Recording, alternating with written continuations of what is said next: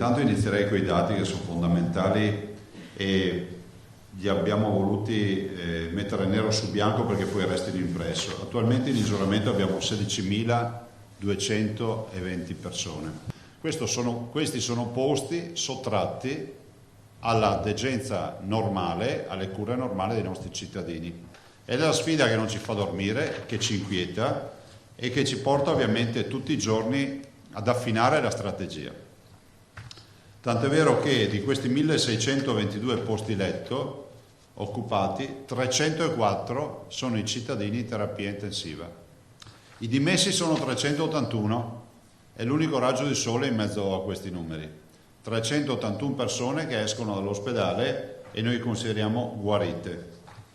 Ed infine, la nota più dolente, i morti. Sono 216 persone che in questo momento hanno perso la vita.